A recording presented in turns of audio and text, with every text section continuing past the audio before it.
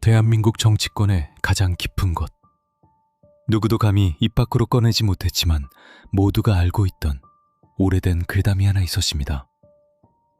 대통령은 스스로 결정하지 않는다. 최고 권력자의 등 뒤에 실체 없는 거대한 그림자가 존재한다는 은밀한 소문.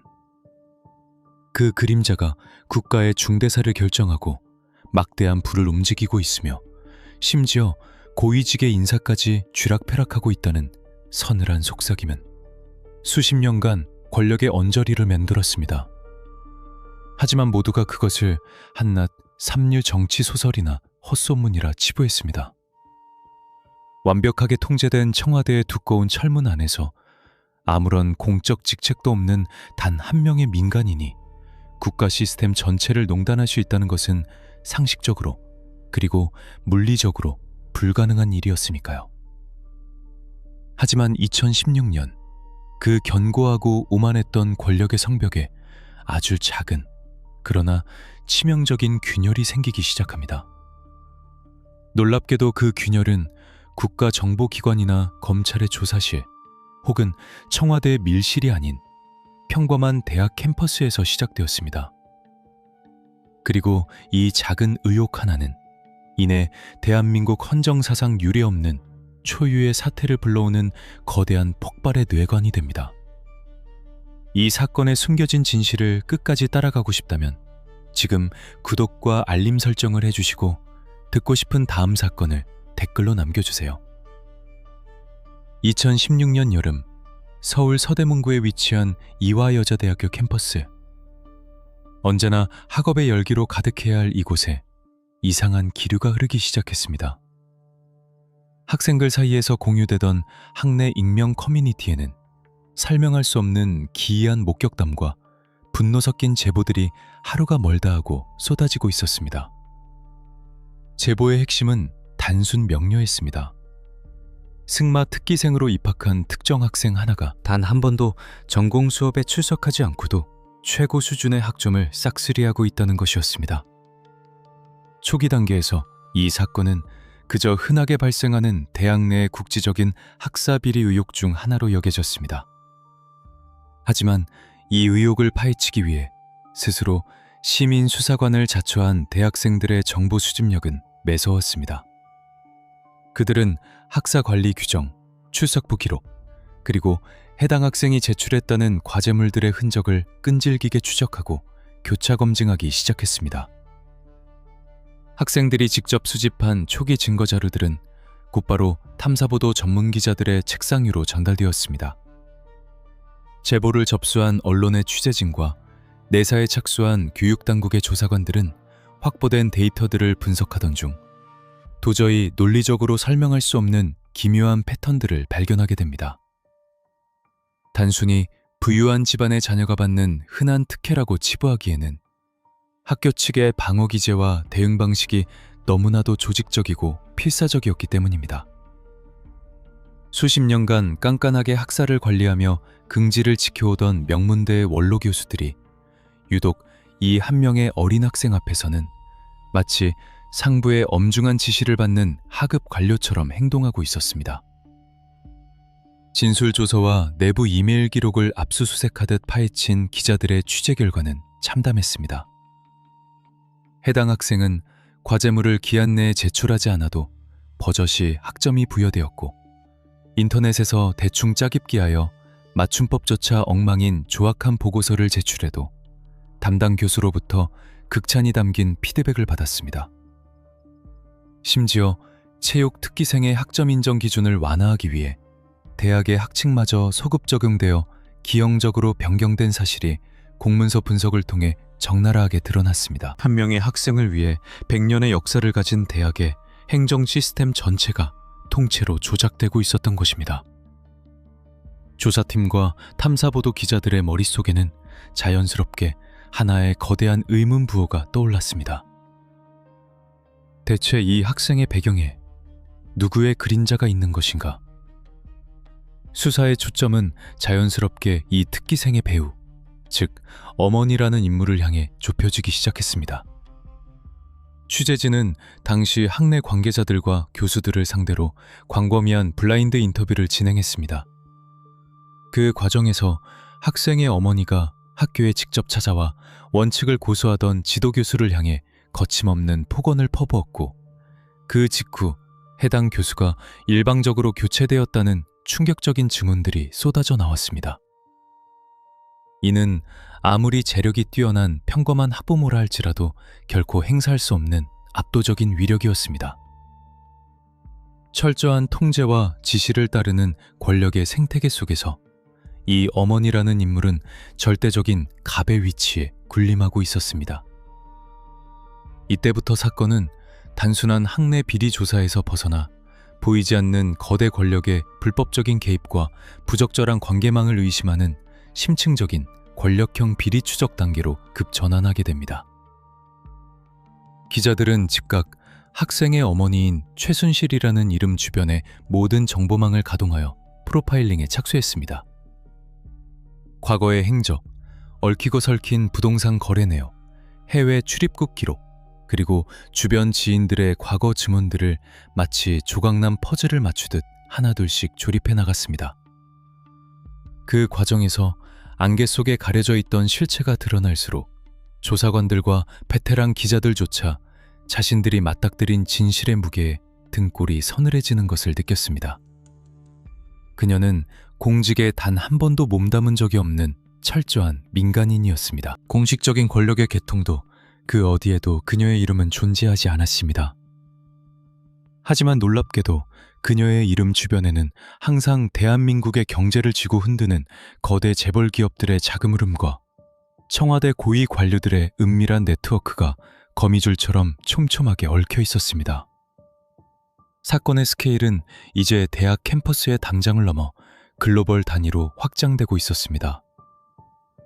승마 훈련을 둘러싼 불투명한 자금의 흐름을 쫓아 계좌 추적을 진행하던 탐사보도팀은 상상을 초월하는 규모의 외화가 독일의 정체불명 페이퍼 컴퍼니로 흘러들어간 정황을 포착합니다.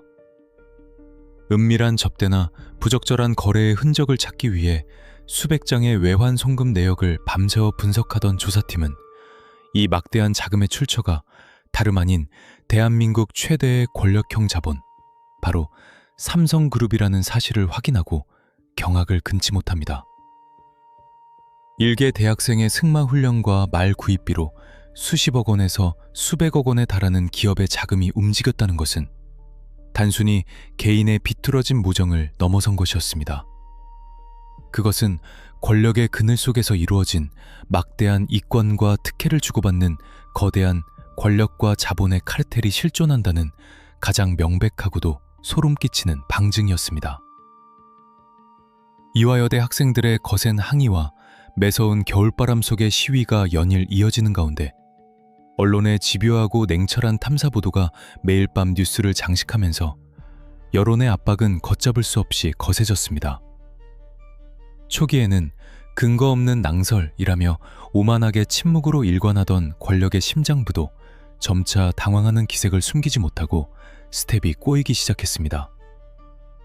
진실을 쫓는 사냥개처럼 기자들은 팩트체크를 위해 수천 장의 법인 등기부 등본과 기업의 회계장부, 그러이면 계약서들을 해부하듯 분석했고, 권력의 비호 아래 교묘하게 숨겨져 있던 유령 회사들의 꼬리를 하나씩 밟아나가기 시작했습니다.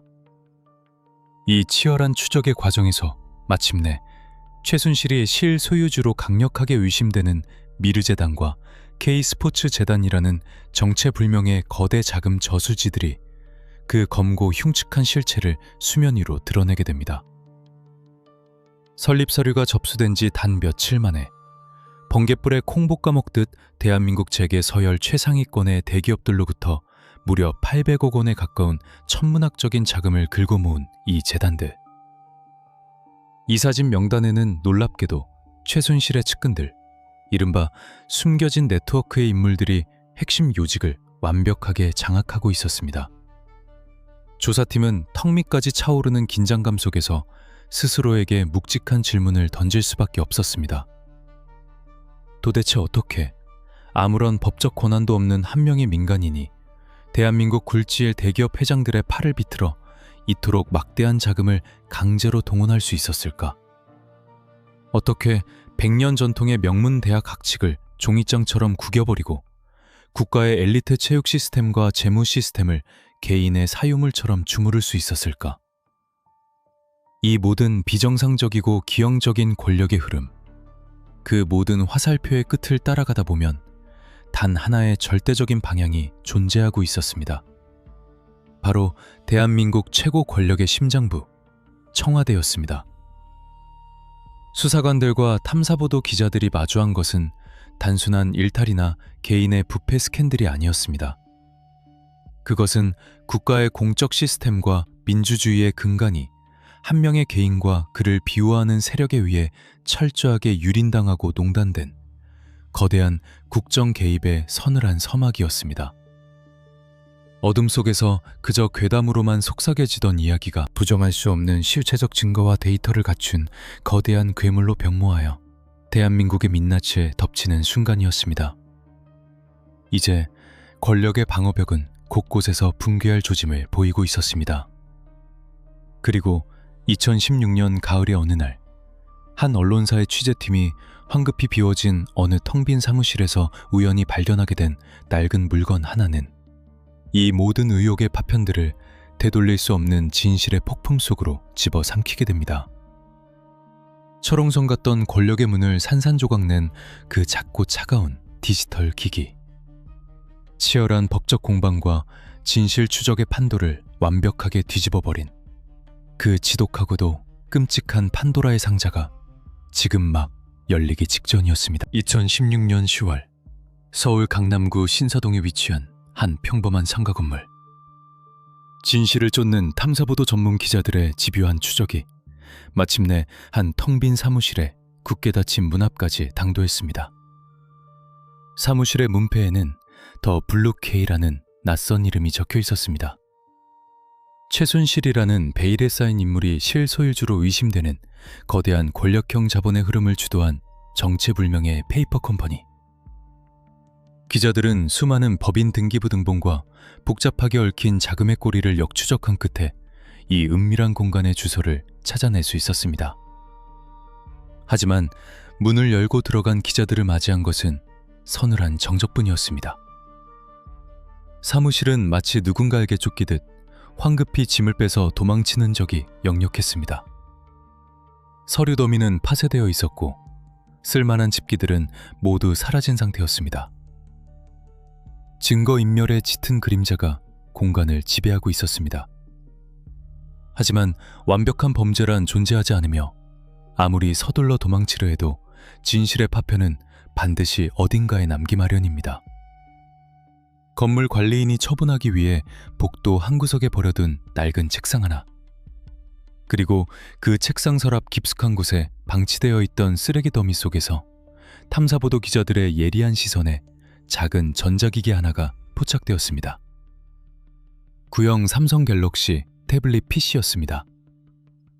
충전기조차 없이 덩그러니 남겨진 이 차가운 기계 덩어리가 곧 대한민국 헌정사를 송두리째 뒤흔들고 최고 권력의 심장부를 붕괴시킬 가장 치명적인 스모킹건이 될 줄은 당시 그 누구도 예상하지 못했습니다. 기자들은 즉시 이 태블릿 PC를 언론사 보도국으로 가져와 심층적인 디지털 포렌식 작업에 착수했습니다. 방전된 기기에 전원을 연결하고 화면이 켜지기를 기다리는 그 짧은 순간, 보도국 안에는 숨막히는 긴장감이 감돌았습니다. 기기의 잠금을 해제하고 내부 저장소에 접근하는 과정은 곧 권력의 가장 어두운 밀실문을 따는 것과 같았습니다. 포렌식 전문가와 정보 보안 및 데이터 분석가들이 투입되어 기기 내부에 남아있는 삭제된 캐시 데이터, 이메일 수발신 로그 기록, 그리고 문서 파일의 메타데이터자 꼼꼼하게 복원하고 추출하기 시작했습니다.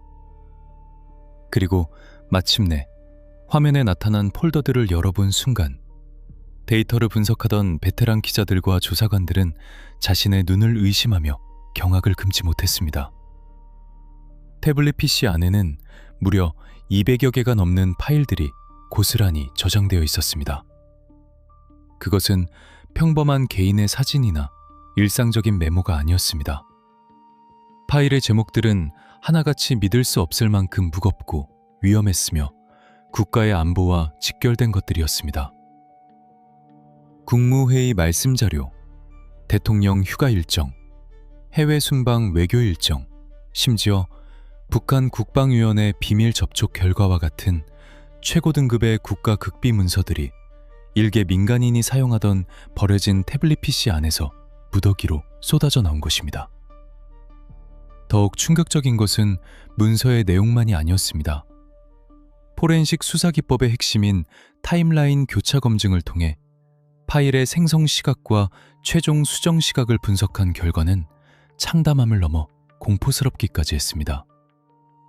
태블릿 PC에 저장된 수많은 국가 기밀 문서들은 청와대에서 공식적으로 발표하거나 대통령이 직접 연설하기 짧게는 몇 시간 전, 길게는 며칠 전에 이미 이 기기로 전송되어 열람된 상태였습니다. 가장 대표적이고 결정적인 증거는 바로 2014년 독일에서 발표되었던 이른바 드레스덴 선언 연설문이었습니다.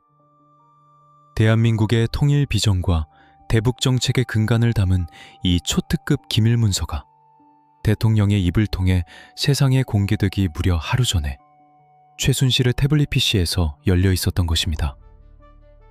뿐만 아니라 포렌식 결과 화면에 띄워진 문서를 확대해본 조사팀은 소름 돋는 흔적을 발견했습니다. 연설문의 곳곳에 붉은색 글씨로 수정된 자국들이 선명하게 남아 있었습니다.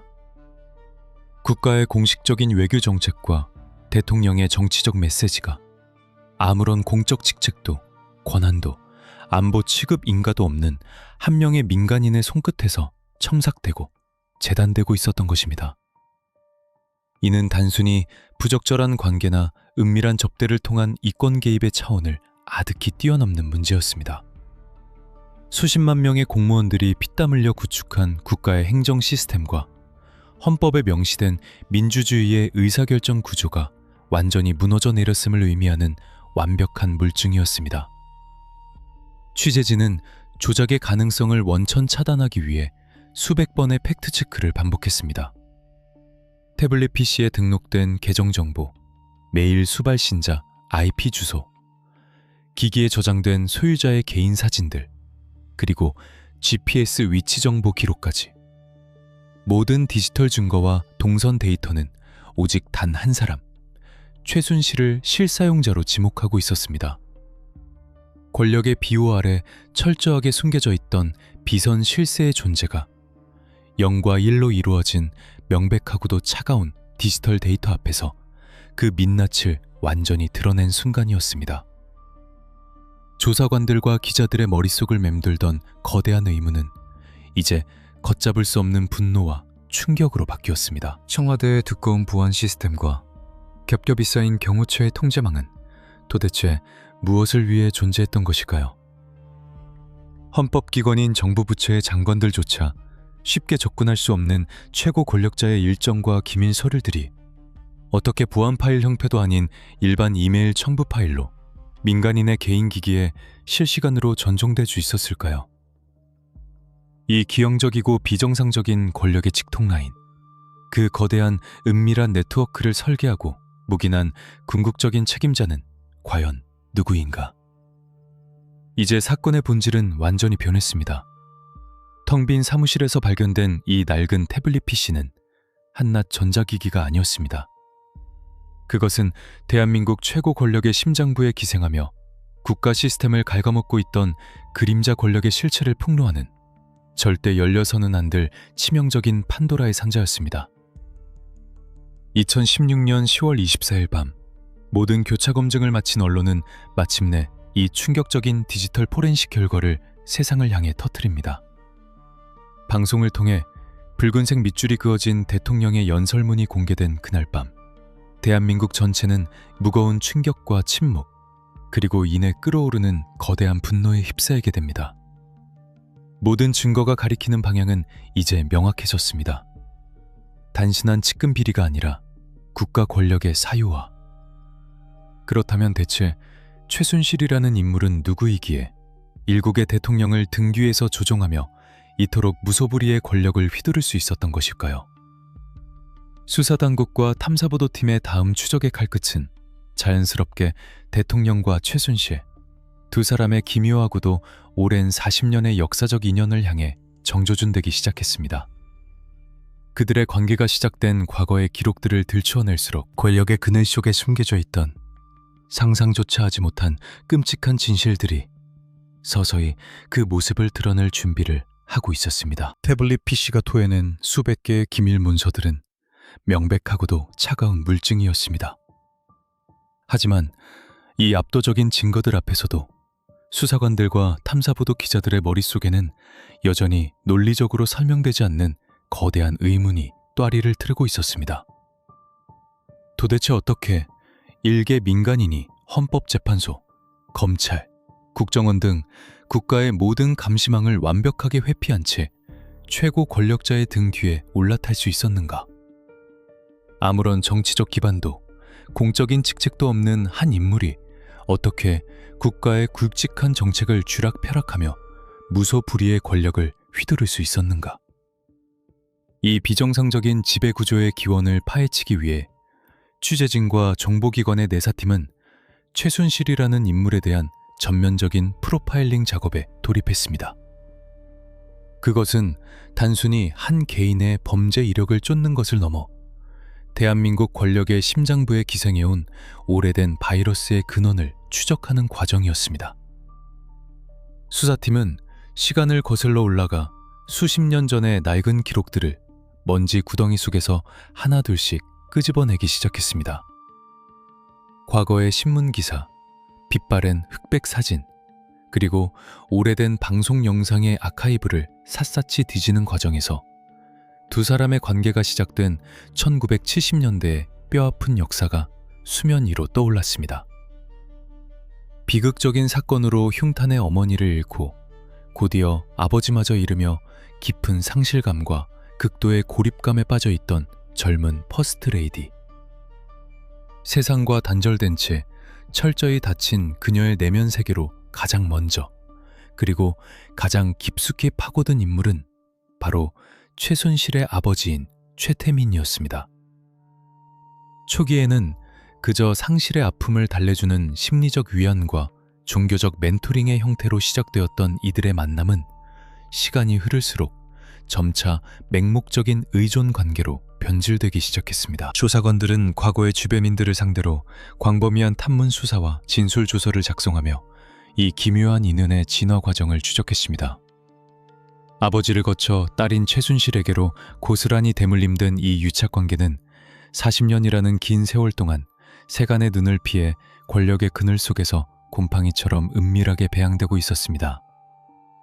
취재진이 입수한 1990년대와 2000년대 초반의 희귀한 영상 자료들을 분석해보면 두 사람의 권력 구도가 일반적인 정치인과 보좌관의 관계가 아님을 단번에 알 수 있었습니다. 공식적인 자리에서는 한 발짝 물러서 있던 최순실이 카메라가 꺼진 대기실이나 사적인 공간에서는 마치 상전처럼 군림하며 의상부터 사소한 일정 하나까지 신경질적으로 지시하고 통제하는 모습이 고스란히 담겨 있었습니다. 이러한 부적절한 관계는 2013년 새로운 정부가 출범하고 권력의 중심이 청와대로 이동하면서 마침내 국가의 심장부에 또아리를 틀게 됩니다. 탐사보도팀은 최순실이 청와대를 어떻게 제 집처럼 드나들 수 있었는지 그 물리적인 동선을 파악하기 위해 청와대의 보안 통제망과 출입 기록 시스템을 집중적으로 파헤치기 시작했습니다. 철통 같은 경호를 자랑하는 청와대에는 방문자의 신원을 기록하고 확인하는 엄격한 절차가 존재합니다. 하지만 전직 청와대 경호 관계자들과 핵심 참모들을 끈질기게 설득하여 받아낸 내부 고발과 진술조서의 내용은 가히 충격적이었습니다. 증언에 따르면 늦은 밤이나 주말이 되면 청와대의 이른바 11문이라 불리는 출입구를 통해 신원 조회를 생략한 의문의 차량이 수시로 드나들었습니다. 청와대 제2부속실의 고위 공무원들이 직접 운전대를 잡고 모셔온 이른바 진짜 VIP. 차량 뒷좌석에 앉아있던 최순실은 어떠한 보안 검색 때도 거치지 않았고 공식적인 방문객 명부에 단 한 줄의 출입 기록조차 남기지 않은 채 유령처럼 청와대 경내로 스며들었습니다. 내부 시스템의 CCTV 분석 기록을 확인하려 했던 수사관들은 특정 시간대와 특정 구역의 영상 기록이 의도적으로 누락되거나 삭제된 정황을 포착하며 이 은밀한 네트워크가 얼마나 치밀하게 조직적으로 작동했는지를 확인하게 됩니다. 청와대 내부 깊숙한 곳, 외부인의 출입이 완벽하게 통제된 대통령의 사적 공간인 관저에서 최순실은 사실상 대한민국 국정 운영의 최고 설계자 역할을 수행하고 있었습니다. 단순히 연설문을 수정하고 의상을 고르는 수준을 넘어 수사팀이 확보한 진술과 메모 보고서들에 따르면 그녀의 손끝에서 뻗어나간 통제력은 정부 부처의 핵심 인사 개입으로까지 이어졌습니다. 장관급 고위 관료와 청와대 수석 비서관들의 이력서가 담긴 서류 봉투가 대통령의 책상에 오르기 전 최순실의 손을 먼저 거쳐갔다는 복수의 증언들이 수사 과정에서 쏟아져 나왔습니다. 그녀의 눈밖에 난 공무원들은 그 즉시 나쁜 사람이라고 하더라 라는 한마디의 꼬리표와 함께 하루아침에 한직으로 밀려나거나 옷을 벗어야 했습니다. 이 거대한 국정농단의 징후는 사실 이미 몇 년 전 이른바 정윤의 문건 파동이라는 이름으로 내부 고발의 형태를 빌려 세상에 한 차례 경고음을 울린 적이 있었습니다. 비선 실세들의 십상시 모임과 국정 개입을 고발했던 당실 내사 보고서는 역설적으로 진실을 덮으려는 거대 권력의 압도적인 억압에 의해 묵살되고 말았습니다. 당시 문건을 유출했다는 누명을 쓰고 목숨을 끊거나 구속된 정보 경찰관들과 조사관들의 희생 위에서 최순실을 위시한 숨겨진 네트워크는 더욱 깊은 어둠 속으로 숨어들어 자신들의 이권 카르텔을 견고하게 다져나갔던 것입니다. 이제 수사관들과 탐사보도 기자들 앞에는 도저히 믿고 싶지 않은 명확하고도 섬뜩한 실체가 놓여 있었습니다. 민주적인 선거를 통해 선출된 최고 권력자의 의사결정 시스템은 완전히 마비되어 있었고 청와대의 공식적인 행정 라인은 한낱 거수기 역할로 전락해 있었습니다. 40년이라는 긴 세월 동안 권력의 그늘 속에서 기형적으로 자라난 심리적 지배와 의존의 관계. 최순실이라는 한 개인은 단지 대통령의 친한 지인이 아니라 5천만 국민의 삶을 결정짓는 대한민국이라는 거대한 국가 시스템을 등 뒤에서 조종하던 실질적인 지휘자이자 어두운 군주였습니다. 권력의 꼭두각시 노름을 조종하던 보이지 않는 손의 정체와 그 끔찍한 메커니즘이 완벽하게 해부되었습니다. 그렇다면 이제 수사팀이 던져야 할 질문은 단 하나로 압축됩니다. 권력을 손에 쥔 자들이 필연적으로 쫓게 되는 것. 바로 권력을 유지하고 통제하며 자신의 배를 불리기 위해 반드시 필요한 돈입니다. 도대체 이 거대한 은밀한 네트워크를 굴러가게 만든 천문학적인 자금은 어디서 어떻게 만들어졌는가? 탐사보도 기자들과 특별 수사관들의 날카로운 칼끝은 이제 권력의 비호 아래 자행된 불법적인 거래의 흔적을 쫓아 대한민국의 재계 심장부 그리고 그곳에서 파생된 정체불명의 재단들을 향해 반향을 틀기 시작합니다. 그곳에는 상상을 초월하는 자본의 블랙홀이 그 아가리를 벌리고 기다리고 있었습니다. 모든 권력형 비리 수사와 탐사보도의 현장에는 결코 변하지 않는 단 하나의 절대적인 철칙이 존재합니다. 그것은 바로 돈의 흐름을 쫓아라입니다. 사람의 진술은 엇갈릴 수 있고 권력의 그림자는 교묘하게 형태를 바꿀 수 있으며 밀실의 대화는 기억 속으로 증발해버릴 수 있습니다. 하지만 목적지를 향해 움직인 거대한 자본의 흔적은 반드시 어딘가에 차가운 숫자의 형태로 영구적인 기록을 남기기 마련입니다. 태블릿 PC를 통해 최순실이라는 비선 실세의 국정 개입 정황을 완벽하게 포착한 수사관들과 탐사보도 기자들의 날카로운 칼끝은 이제 자연스럽게 이 거대한 권력의 톱니바퀴를 굴러가게 만든 천문학적인 자금의 출처를 향해 정조준되기 시작했습니다. 조사팀이 가장 먼저 주목한 것은 최근 설립된 정체불명의 두 비영리 재단이었습니다. 문화 융성을 내세운 미르재단과 체육 발전을 기치고 내건 K스포츠재단. 겉보기에는 국가의 공익사업을 지원하기 위해 만들어진 평범한 공익법인처럼 보였습니다. 하지만 정보기관의 내사 보고서와 언론사의 회계 분석팀이 이 두 재단의 법인 등기부 등본과 자금 흐름을 해부하듯 분석하기 시작하자 상식적으로는 도저히 설명할 수 없는 기괴하고도 비정상적인 패턴들이 쏟아져 나오기 시작했습니다. 가장 먼저 수사관들의 눈을 의심하게 만든 것은 이 거대 재단들이 탄생한 속도였습니다.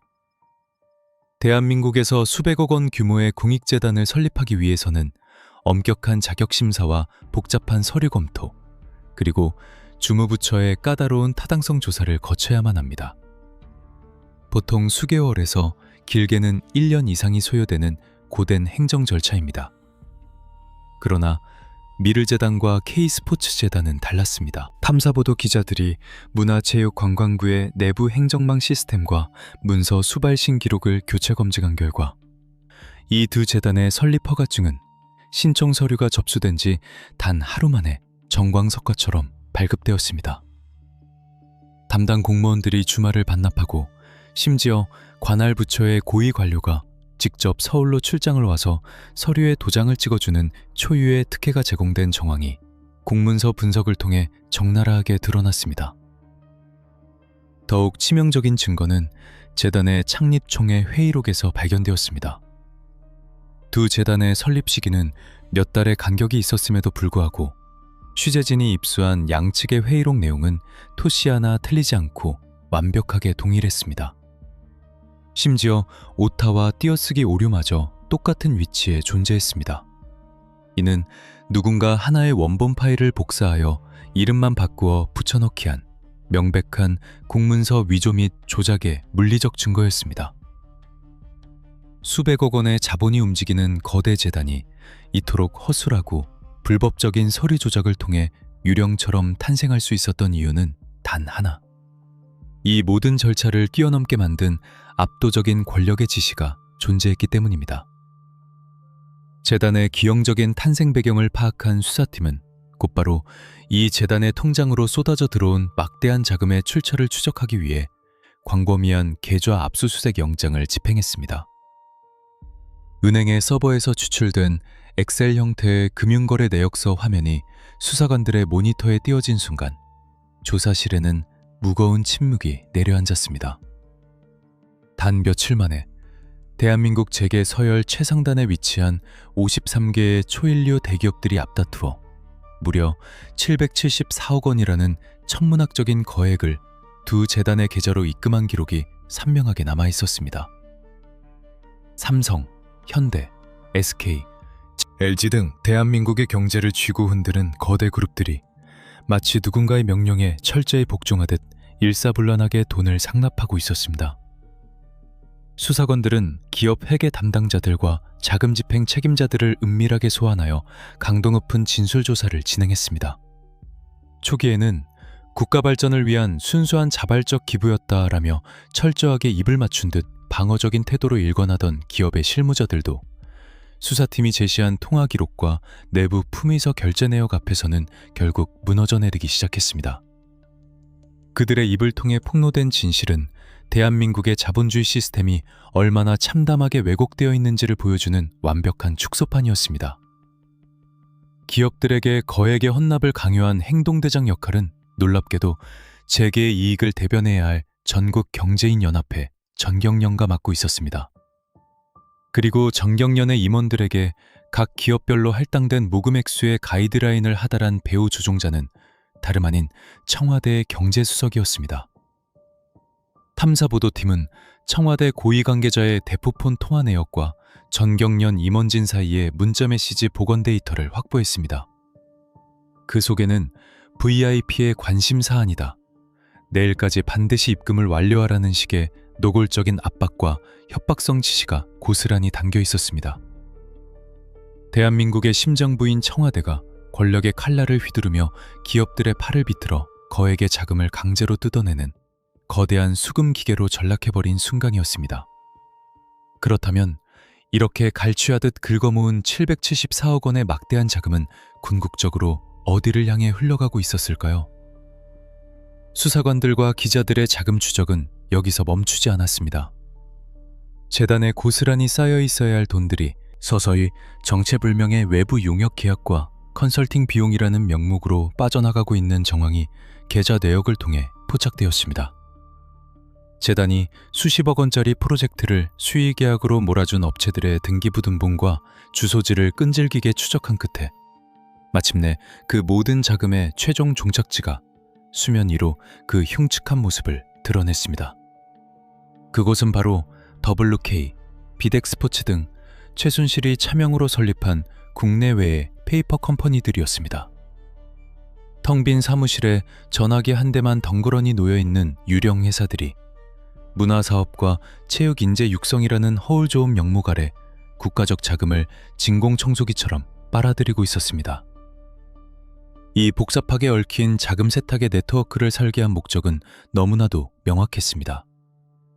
미르재단과 K스포츠재단은 공익을 위한 조직이 아니라 철저하게 최순실이라는 일개 민간인의 사리사욕을 채우기 위해 권력의 힘을 빌려 급조된 거대한 개인 현금 인출기이자 비자금의 저수지였던 것입니다.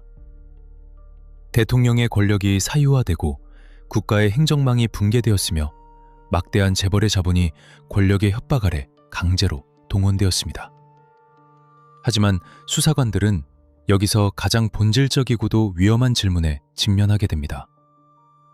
과연 영미를 최우선으로 하는 대한민국의 거대 재벌 기업들이 단지 청와대의 협박이 무서워서 아무런 대가 없이 수백억 원의 피 같은 돈을 순순히 내놓았을까요? 권력과 자본의 은밀한 거래에 결코 공짜란 존재하지 않습니다. 강압에 의한 피해자인 척 침묵하고 있는 거대 기업들의 등 뒤에는 국가의 정책을 자신들의 이익으로 치환하려는 더 거대하고 끔찍한 검은 속내가 숨겨져 있었습니다. 이제 수사팀의 날카로운 조사망과 탐사보도의 카메라 렌즈는 이 모든 부적절한 거래의 중심축이자 가장 막대한 자금을 쏟아부은 대한민국 최고의 권력형 자본 삼성그룹을 향해 정면으로 방향을 틀기 시작합니다. 그곳에는 경영권 승계라는 지상 최대의 과제를 해결하기 위해 권력의 그림자와 손을 잡은 상상을 초월하는 규모의 은밀한 미략이 폭로될 순간을 기다리고 있었습니다. 권력의 강압에 못 이겨 수백억 원을 뜯긴 불쌍한 피해자. 사건 초기 미르재단과 K스포츠재단에 막대한 자금을 입금했던 대기업들이 일제히 방어막으로 내세웠던 논리였습니다. 그들은 청와대의 노골적인 협박과 보복이 두려워 어쩔 수 없이 헌금을 납부했다고 항변했습니다. 하지만 탐사보도 전문 기자들과 특별수사관들이 수십 년간 축적해온 자본주의의 냉혹한 생리에 따르면 영리를 최우선으로 하는 거대 기업은 결코 아무런 대가 없는 자선을 베풀지 않습니다. 철저한 계산 아래 1원이라도 손해가 나는 곳에는 절대 투자하지 않는 것이 거대 자본의 본성입니다.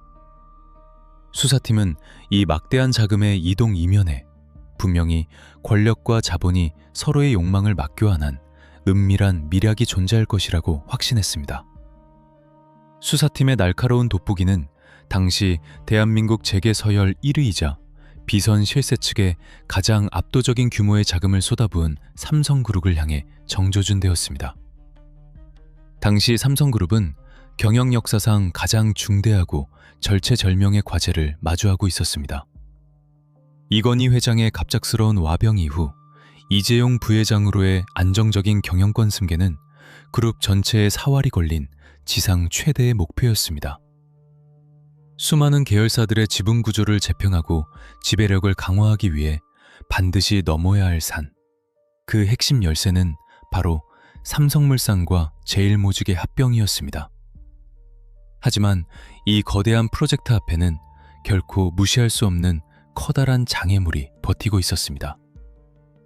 합병 비율이 제일모직의 최대 주주였던 이재용 부회장에게는 일방적으로 유리하고 삼성물산의 일반 주주들에게는 막대한 재산상의 피해를 입히는 방식으로 산정되었다는 시장의 분노 어린 경고음이 끊이지 않았던 것입니다. 외국계 헤지펀드마저 결사 반대를 외치는 상황 속에서 이 합병안의 통과 여부를 결정지을 캐스팅 보트를 쥐고 있던 곳은 다름 아닌 국민의 노후 자금을 관리하는 거대 기관, 국민연금공단이었습니다. 수사팀이 국민연금공단의 내부 기합문과 회의록, 그리고 실무자들의 이메일을 압수수색하여 데이터베이스를 분석한 결과 도저히 상식적인 행정 절차로는 납득할 수 없는 기형적이고 폭력적인 의사결정 과정이 적나라하게 포착되었습니다. 합병이 성사될 경우 국민의 노후 자금에 수천억 원대의 막대한 손실이 발생할 것이라는 내부 투자 분석가들의 경고 보고서는 철저히 묵살되고 서리철 깊은 곳에 은폐되었습니다.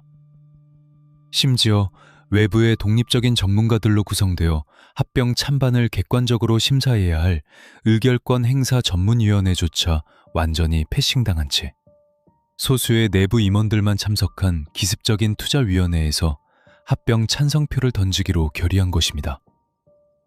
수사실의 차가운 조명 아래 앉은 국민연금공단의 실무자들과 고위 간부들은 초기 조사에서 약속이나 한 듯 기억이 나지 않는다는 무책임한 답변으로 일관했습니다.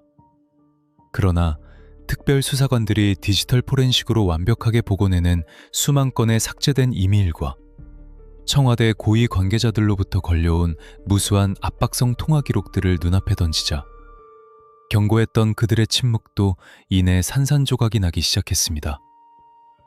그들의 떨리는 입술을 통해 흘러나온 진술조서의 내용은 참담했습니다.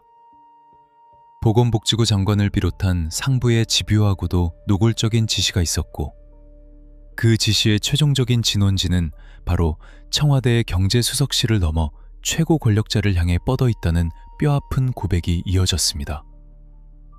국가의 안위와 국민의 재산을 수호해야 할 공직자들이 비선 실세의 이권을 챙겨주기 위한 권력의 시녀로 전락해버린 비극적인 순간이었습니다. 수천억 원의 국부 손실을 감수하면서까지 억지로 합병을 찬성하게 만든 배후. 누군가 보이지 않는 거대한 손이 국민연금공단의 발을 무자비하게 비틀었다는 명백한 정황이었습니다. 그 보이지 않는 권력의 정체를 추적하던 기자들과 수사관들은 청와대 내부자들의 진술조서와 대통령의 비공식 외부 일정표를 끈질기게 교차 검증하는 과정에서 등골이 서늘해지는 소름 끼치는 교집합을 발견해냅니다. 국민연금의 비정상적인 합병 찬성 결정이 내려지기 직전과 직후 청와대 인근의 철저히 통제된 안전가옥에서 대통령과 이재용 부회장 간의 은밀한 비공개 독대가 연이어 이루어졌다는 사실이 확인된 것입니다. 공식적인 배석자도 없고 어떠한 회의록이나 녹음 파일도 남기지 않는 철저한 밀실. 오직 두 사람만이 마주 앉은 그 고요한 공간에서 과연 어떤 은밀한 대화와 묵시적인 청탁이 오갔던 것일까요? 밀실에서 이루어진 대화의 내용은 공기 중으로 흩어졌지만 그 대화 직후에 움직인 거대 자본의 궤적은 결코 지워지지 않는 디지털 기록을 남겼습니다. 수사관들의 눈앞에 펼쳐진 은행의 외환 송금 내역서와 해외 계좌 추적 결과는 경악 그 자체였습니다. 삼성의 미래 전략을 총괄하는 컨트롤타워에서 결제된 막대한 규모의 유로화가 향한 곳은 그룹의 미래를 위한 첨단 기술 연구소나 해외 유망 기업의 투자처가 아니었습니다. 놀랍게도 그 수백억 원의 거금이 흘러들어간 종착지는 지구 반대편 독일 프랑크푸르트 외곽에 위치한 이름 모를 작은 페이퍼 컴퍼니였습니다. 코어 스포츠 혹은 비덱 스포츠라는 이름으로 간판을 바꿔가며 존재했던 이 유령 회사의 실질적인 지배자는 다름 아닌 비선 실세 최순실이었습니다. 삼성이 독일로 거액을 송금하며 내세운 명목은 이른바 승마 유망주 육성을 위한 중장기 로드맵이었습니다. 겉으로는 대한민국의 마장마술 발전을 위해 여러 명의 선수를 지원한다는 그럴싸한 계획서가 작성되어 있었습니다. 하지만 수사팀이 압수수색을 통해 확보한 삼성의 내부 이메일 서버와 독일 현지의 회계 장부를 낱낱이 포렌식한 결과 그 화려한 로드맵의 실제 수혜자는 전 세계를 통틀어 단 한 명, 최순실의 딸뿐이었다는 충격적인 진실이 드러납니다. 삼성이 이 한 명의 선수를 위해 쏟아부은 지원 규모는 상상을 초월했습니다. 수십억 원을 호가하는 최고급 명마인 비타나 V와 살시도의 구매 대금은 빙산의 일각에 불과했습니다. 고가의 승마 훈련용 차량, 현지 체류를 위한 호화로운 저택의 렌트비, 최고급 호텔의 숙박비, 심지어 개인적으로 키우는 강아지의 패드 구입 비용과 어린아이의 장난감 비용까지 삼성의 법인 자금이 마치 화수분처럼 쏟아져 들어갔습니다.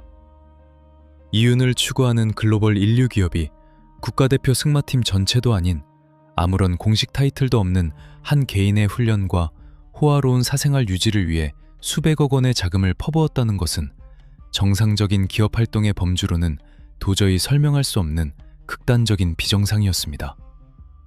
이제 수사관들은 수만 장에 달하는 압수물과 진술조서, 그리고 회계 장부들을 거대한 상황판 위에 펼쳐놓고 사건의 타임라인을 완벽하게 재구성했습니다. 이재용 부회장의 경영권 승계라는 절박한 그룹의 최대 현안, 국민연금공단이라는 국가기관을 동원한 비정상적이고 맹목적인 합병 찬성, 대통령과 재벌 총수가 밀실에서 마주 앉은 은밀한 비공개 독대, 그리고 그 직후 독일의 유령 회사로 끊임없이 흘러들어간 수백억 원의 승마 지원금. 파편처럼 흩어져 있던 이 네 가지의 팩트들이 시간의 흐름을 타고 하나의 완벽한 논리적 선으로 연결되는 순간, 짙은 안개 속에 교묘하게 가려져 있던 대가성이라는 두 글자가 선명하고 흉측한 그 민낯을 세상에 드러냈습니다. 특히 특검팀이 압수수색을 통해 확보한 청와대 전 정책조정수석의 업무 수첩은 결정적인 스모킹건이 되었습니다. 이른바 안종범 수첩이라 불리는 이 방대한 기록물에는 대통령이 기업 총수들과 비공개 독대를 가지기 전으로 직접 하달한 은밀한 지시사항들이 빼곡하게 적혀 있었습니다. 수첩의 페이지마다 삼성물산 합병안, 승마협회 지원, 그리고 특정 대기업들의 현안들이 최순실이라는 비선 실세의 이권과 기묘하게 얽혀있는 정황이 낱낱이 기록되어 있었습니다. 권력의 중심에서 은밀하게 이루어진 부적절한 거래의 흔적이 아이러니하게도 가장 충실했던 참모의 꼼꼼한 메모 습관을 통해 역사 앞에 그 흉측한 민낯을 고스란히 노출하게 된 것입니다. 이 모든 일련의 과정들은 결코 우연의 일치나 스포츠 발전을 위한 순수한 기업의 후원이 아니었습니다. 그것은 최고 권력자가 자신의 막강한 지휘권을 남용하여 국가기관을 동원해 재벌의 수건 사업을 해결해주고 그 대가로 자신이 아끼는 비선 실세의 주머니를 천문학적인 자금으로 가득 채워준 가장 추악하고 치밀한 형태의 부적절한 거래였습니다. 권력의 강력한 비호와 정책적 특혜가 절실하게 필요했던 그리고 그 자본의 절박함과 탐욕을 기용적으로 이용하여 막대한 사적 부를 축적하려 했던 숨겨진 네트워크. 수사팀은 이 두 거대한 탐욕의 톱니바퀴가 완벽하게 맞물려 돌아간 구조를 향해 법률의 가장 날카로운 칼날인 제3자 뇌물수수라는 엄중한 혐의를 적용하며 결론을 내렸습니다. 돈의 은밀한 꼬리를 밟힌 재벌의 총수들과 굳게 입을 다물고 모르쇠로 일관하던 청와대의 핵심 참모진들은 수사팀이 들이민 명백한 대가성의 물증과 자금 추적 결과 앞에서 서서히 공포를 느끼며 붕괴의 조짐을 보이고 있었습니다. 숨막히는 진실의 조각들이 하나둘씩 맞춰지면서 이제 사건의 진상을 파헤치는 싸움은 언론의 날카로운 탐사보도 단계를 뛰어넘어 국가의 공식적이고 강력한 사법 시스템이 전면에 나서야 할 중대하고 역사적인 국면으로 접어들었습니다. 정의를 향한 거대한 수레바퀴가 마침내 구르기 시작한 것입니다. 하지만 권력의 가장 깊은 곳에 동지를 틀고 있던 부패한 카르텔은 결코 순순히 자신들의 목을 내어주지 않는 법입니다. 벼랑 끝에 몰린 청와대는 국가 안보와 기밀 유지라는 거대한 헌법적 방패를 겹겹이 앞세운 채 다가오는 수사관들의 진입을 필사적으로 가로막을 준비를 하고 있었습니다. 누구도 예측할 수 없는 국가 권력기관 간의 유혈없는 전쟁. 그 숨막히는 정면 돌파의 순간이 시시각각 다가오고 있었습니다. 언론의 치열한 탐사 보도가 쏘아올린 진실의 신호탄은 이제 국가의 공식적인 사법 시스템을 거세게 뒤흔들기 시작했습니다. 파평처럼 흩어져 있던 의혹들이 구체적인 물증과 자금 흐름으로 엮이면서 더 이상 일반적인 검찰의 내사 단계에만 머물 수 없는 거대한 국가적 위기 상황이 도래한 것입니다. 최고 권력자를 정점으로 하는 광범위한 숨겨진 네트워크, 그리고 그들과 수백억 원대의 은밀한 밀약을 맺은 거대 재벌 기업들. 이 거대한 카르텔의 실체를 낱낱이 해부하기 위해서는 기존의 수사 관행을 완전히 뛰어넘는 독립적이고 강력한 권한이 필요했습니다. 그렇게 2016년의 매서운 겨울, 대한민국 헌정사상 유례를 찾아볼 수 없는 가장 막강하고 예리한 사법의 칼날, 박근혜 정부의 최순실 등 민간인에 의한 국정농단 의혹 사건 규명을 위한 특별검사팀이 공식적으로 출범하게 됩니다. 서울 강남구 대치동에 임시로 마련된 특검 사무실에는 전국에서 차출된 네로라 하는 수사 베테랑들과 디지털 포렌식 전문가들, 그리고 날카로운 분석력을 자랑하는 파견 검사들이 속속 집결했습니다. 그들에게 주어진 시간은 단 70일. 짧고도 잔혹한 이 시간 안에 권력의 가장 깊은 곳에 숨겨진 부적절한 거래의 증거를 찾아내야만 했습니다. 특검팀의 지휘부는 수사의 방향성을 명확히 설정했습니다. 그것은 바로 성역 없는 수사였습니다. 상대가 대한민국 경제를 쥐고 흔드는 굴지의 대기업 총수이든 국가의 헌법적 보호를 받는 최고 권력자이든 오직 증거와 법리라는 차가운 잣대만을 들이대겠다는 결연한 의지의 표면이었습니다. 특검팀의 첫 번째 칼끝은 사건의 가장 핵심적인 뇌관인 돈의 흐름, 그 중에서도 가장 노골적인 대가성이 의심되는 거대 재벌과 국가 기관을 향했습니다. 어느 이른 아침, 삼성그룹의 심장부인 미래전략실과 보건복지부, 그리고 국민연금공단의 기금운용본부 건물 로비에 굳은 표정의 특검 수사관들이 들이닥쳤습니다. 수사관들의 손에는 법원이 발부한 압수수색 영장이 들려 있었습니다. 로비를 통제하고 각 부서의 사무실로 진입한 수사관들은 곧바로 컴퓨터 서버를 봉쇄하고 핵의 장부와 하드디스크를 쓸어담기 시작했습니다. 수십 명의 수사관들이 파란색 플라스틱 압수물 상자를 양손에 무겁게 들고 나오는 장면은 언론의 카메라를 통해 전국으로 생중계되었습니다. 그 파란 박스 안에는 권력과 자본이 밀실에서 나누었던 은밀한 거래의 흔적들이 0과 1의 디지털 데이터 형태로 차갑게 봉인되어 있었습니다.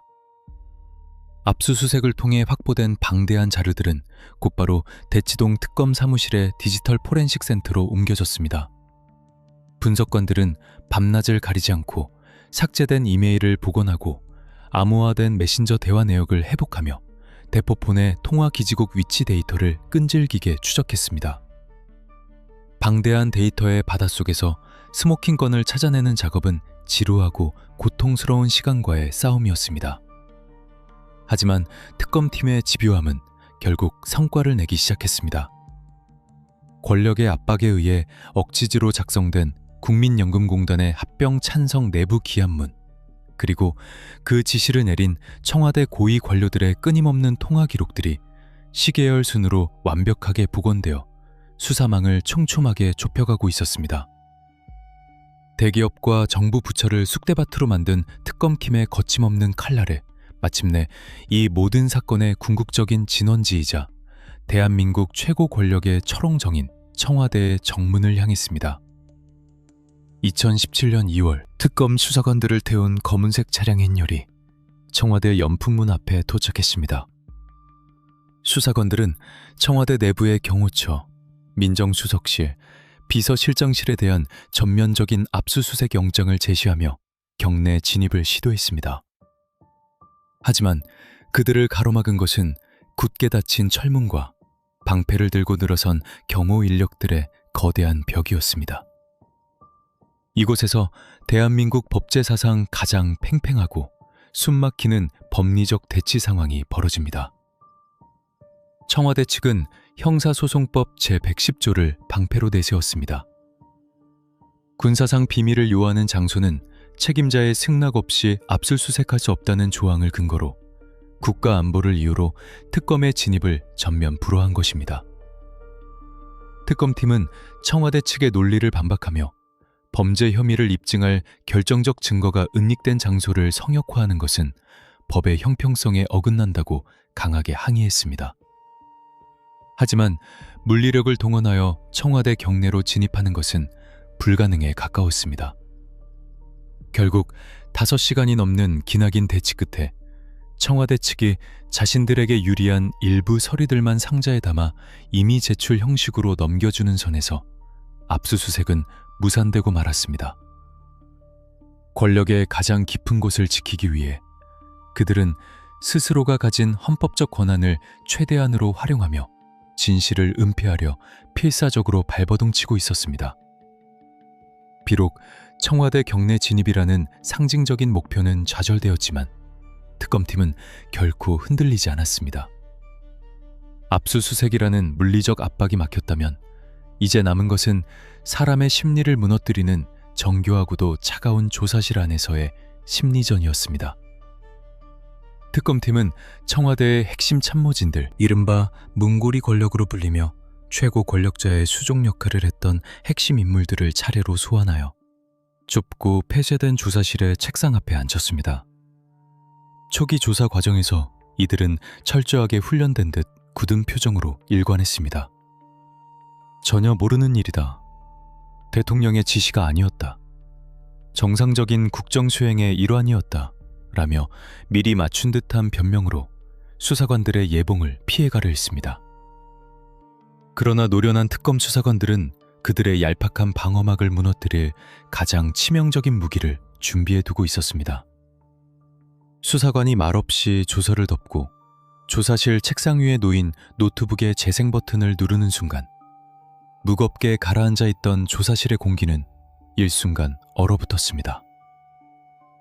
노트북 스피커를 통해 흘러나온 것은 정호성 전 비서관이 사용하던 대포폰에서 복원된 수백 개의 녹음 파일이었습니다.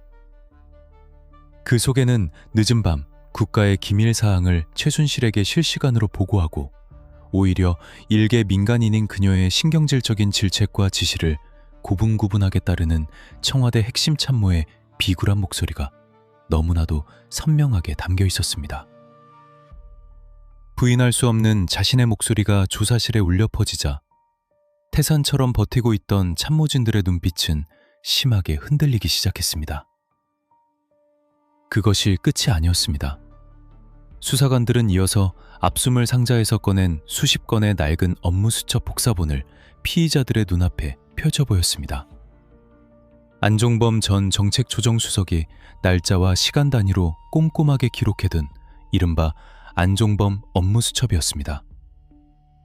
그 안에는 VIP 지시사항이라는 명확한 제목 아래 대기업 회장들을 압박하여 미르재단과 K스포츠재단으로 막대한 자금을 송금하게 만들고 최순실의 측근들을 특정 대기업의 임원으로 취업시키라는 구체적이고도 노골적인 부적절한 거래 정황이 빼곡하게 적혀 있었습니다.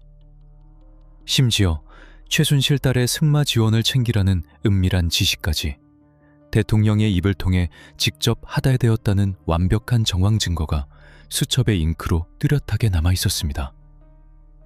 디지털 기술로 복원된 통화 녹음 파일과 가장 충실했던 참모가 스스로 남긴 꼼꼼한 자필 기록.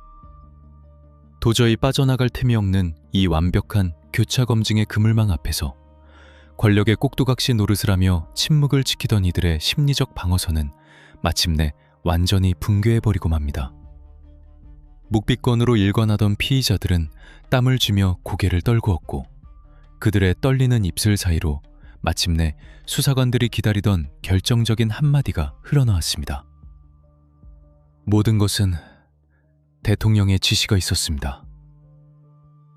조사실의 굳게 닫힌 문 너머로 국가 시스템을 농단했던 거대한 권력의 방어벽이 와르르 무너져 내리는 소리가 들려오고 있었습니다.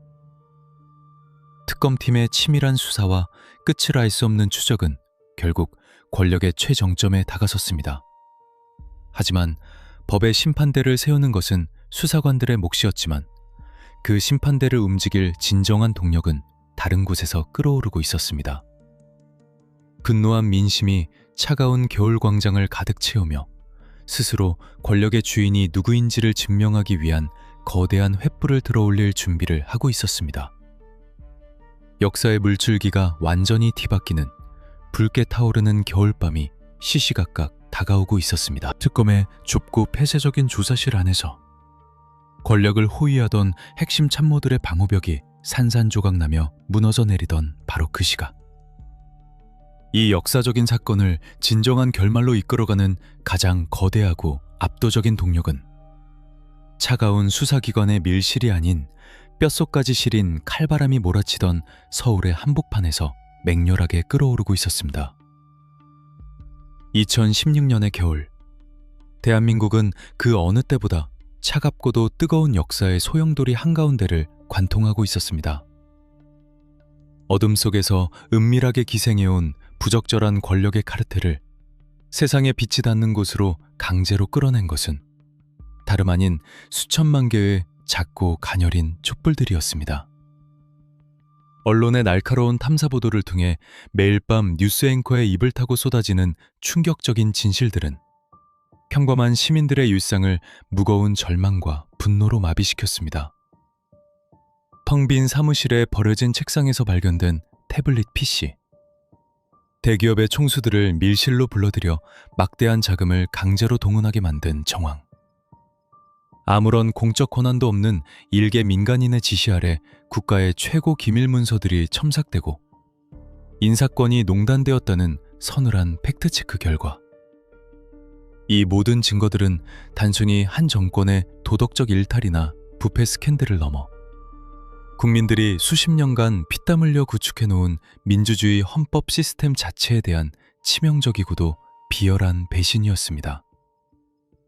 분노한 시민들은 각자의 손에 작은 촛불을 쥐고 거대한 아스팔트 광장으로 모여들기 시작했습니다. 처음에는 수만 명의 인파로 시작된 작은 불씨였습니다.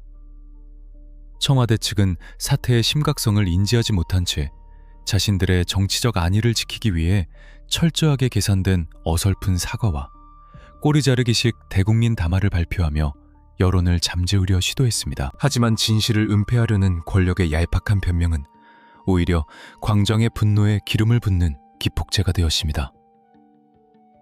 영하의 맹추위가 살을 내는 주말 저녁이었지만 광화문 광장에서부터 청와대 코앞에 이르는 거대한 도로는 이내 수십만 그리고 수백만 개의 촛불이 만들어낸 거대한 빛의 바다로 일렁이기 시작했습니다. 이 뜨거웠던 2016년의 겨울에는 전 세계 언론과 정치학계가 경이로운 눈빛으로 주목했던 매우 독특하고도 파괴적인 진실의 리듬이 존재했습니다. 평일인 월요일부터 금요일까지는 언론의 탐사보도팀과 특검의 특별수사관들이 끈질긴 추적을 통해 새로운 물증들을 세상에 끄집어내어 던졌습니다.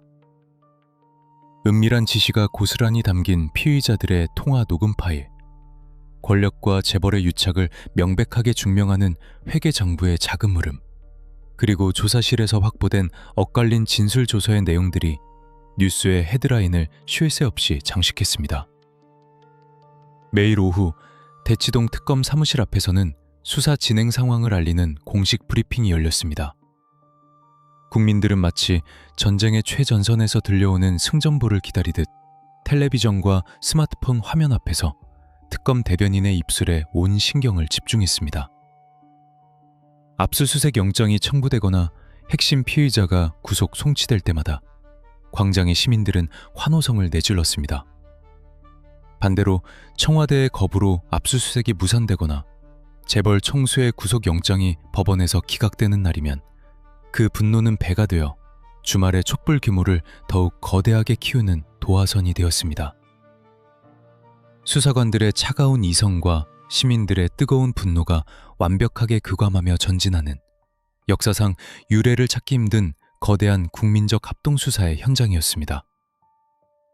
그리고 마침내 주말이 찾아오면 그 주간에 새롭게 밝혀진 진실과 물증의 무게에 정확히 비례하여 광장에 모여드는 시민들의 숫자가 기하급수적으로 폭증했습니다. 100만 명을 넘어 어느새 200만 명에 육박하는 시민들이 광장을 가득 메웠습니다. 언론의 냉철하고 집요한 팩트 발굴과 그 객관적인 팩트에 반응하여 거리에 나서는 여론의 압도적인 물리력이 마치 거대한 톱니바퀴처럼 한치의 오차도 없이 완벽하게 맞물려 돌아가며 권력의 숨통을 사방에서 옥죄고 있었던 것입니다. 광장을 가득 채운 시위의 양상은 과거의 그 어떤 투쟁과도 달랐습니다. 그곳에는 폭력적인 충돌이나 불법적인 무질서함이 전혀 존재하지 않았습니다. 너무나도 차분하고 질서정연하며 지독하게 평화로웠습니다. 쓰레기를 줍고 서로에게 길을 터주는 성숙한 시민들의 모습은 역설적으로 권력자들에게는 더욱 뼈저린 공포로 다가왔습니다. 폭력 진압이나 소요 사태라는 물리적인 핑계를 댈 수조차 없게 만드는 이 거대한 비폭력의 저항 앞에서 공권력의 방패는 완전히 무력화될 수밖에 없었습니다. 수백만 명의 군중이 일제히 촛불을 끄고 점등하며 뿜어내는 거대한 함성은 굳게 닫힌 청와대의 두꺼운 콘크리트 담장을 훌쩍 넘어 최고 권력자에 고립된 집무실 한가운데까지 선명하고 날카롭게 가닿았습니다. 그것은 은밀한 부적절한 관계망과 돈의 장막 뒤에 숨어있던 자들을 향해 주권자가 직접 내리는 가장 민주적이고도 엄중한 사형 선고와도 같았습니다. 이 거대한 여론의 압박은 마침내 견고하게 얼어붙어 있던 여의도 정치권의 셈법마저 완전히 산산조각 내버렸습니다. 사건 초기만 하더라도 여당과 야당의 정치적 득실을 복잡하게 계산하며 탄핵이라는 극단적인 카드를 꺼리던 일선 정치인들은 매주 신기록을 경신하며 맹렬하게 타오르는 촛불의 해일 앞에서 더 이상 비겁하게 침묵하거나 눈치를 볼 수 없었습니다. 광장의 민심은 단순히 특검의 법적 수사 결과나 검찰의 기소장을 기다리는 수동적인 단계를 넘어섰습니다. 그들은 헌법에 명시된 국가의 주권자로서 즉각적이고 강력한 정치적 결단을 통해 국가 시스템을 붕괴시킨 최고 권력자를 권좌에서 합법적으로 끌어내리라는 절대적인 명령을 의회에 하달하고 있었습니다. 여론의 거센 압박에 밀려 테러가 완벽하게 차단된 정치권은 마침내 무거운 발걸음을 뗐습니다. 숨막히는 법적 공방과 치열한 정치적 난타전 끝에 2016년 12월 9일 수백만 개의 촛불이 포위하듯 에워싼 여의도 국회의사당 안에서 역사적인 표결이 시작되었습니다. 대한민국 헌정사상 두 번째로 진행된 현직 대통령에 대한 탄핵소추안 의결이었습니다.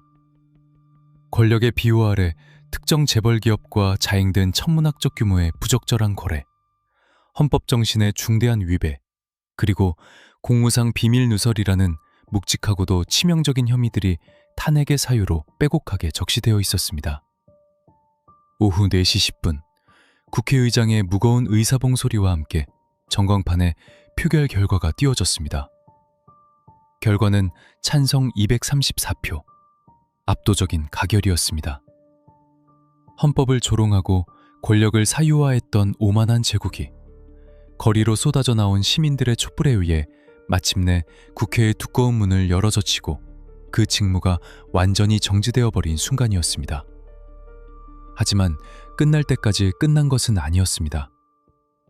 국회의 탄핵소추안 가결은 단지 정치적인 심판의 1단계를 통과했을 뿐 진정한 헌법적 심판이자 최종적인 판결은 아직 내려지지 않은 상태였습니다. 이제 이 거대한 국정농단 사건의 붕괴 여부를 최종적으로 결정지을 절대적인 공은 헌법을 수호하는 최고기관이자 9명의 재판관이 무거운 법복을 입고 앉아있는 헌법재판소의 차가운 대심판정으로 넘어가게 되었습니다. 특검 수사관들이 밤을 새워가며 끈질기게 수집한 수만 장의 진술조사와 압수수색 기록, 기업의 회계장부, 그리고 광화문 광장을 가득 채우며 울려 퍼졌던 수천만 국민의 함성이 이제 하나의 거대하고 치밀한 법리적 문서가 되었습니다. 그 문서들이 헌법재판소의 서늘한 심판대 위에 올려졌습니다. 텅 빈 사무실에 버려진 태블릿 PC에서 시작된 작은 파문이 대기업의 비밀 금고를 거쳐 광장의 횃불로 타오른 진실의 궤적. 이제 남은 것은 최고 권력자가 직접 법의 심판대에 올라 역사적인 심판을 받는 것뿐이었습니다. 절대 무너지지 않을 것 같던 권력의 상아탑. 그 상아탑을 완전히 붕괴시킬 헌법재판소의 마지막 판결이 이제 피말리는 초읽기에 돌입하고 있었습니다. 역사의 거대한 톱니바퀴는 돌이킬 수 없는 마지막 심판을 향해 무겁게 구르기 시작했습니다. 여의도 국회의사당을 통과하며 거대한 정치적 심판의 첫 관문을 넘은 탄핵소추안은 이제 대한민국 법치주의의 최후의 보루이자 최고 규범을 수호하는 종로구 제동의 헌법재판소로 넘어갔습니다. 거리에 쏟아져 나온 수백만 시민들의 촛불이 만들어낸 뜨거운 여론의 압박은 헌법재판소의 굳게 닫힌 철문 앞까지 도달해 있었습니다. 하지만 여론의 거센 파도와 분노만으로는 헌정사상 초유의 현직 대통령 파면이라는 중대한 결정을 이끌어낼 수 없습니다. 감정을 철저하게 배제한 채 오직 차가운 증거와 치밀한 법리적 논증만이 살아남을 수 있는 가장 엄격한 심판의 무대. 이제 사건은 언론의 탐사 보도와 특검의 강제 수사 단계를 넘어 92일간 이어질 피말리는 법적 공방의 링 위로 올라서게 되었습니다. 헌법재판소 대심 판정안은 그야말로 총성 없는 전쟁터였습니다. 한치의 물러섬도 허용되지 않는 팽팽한 긴장감 속에서 국회 탄핵소출위원단과 대통령을 방어하는 대리인단 사이에 맹렬한 격돌이 시작되었습니다. 특검과 검찰 특별수사본부가 수개월 동안 밤을 새워가며 광범위한 압수수색과 계좌 추적, 그리고 진술조서를 통해 긁어모은 수만 페이지 분량의 방대한 수사 기록들이 트럭에 실려 헌법재판소로 이관되었습니다.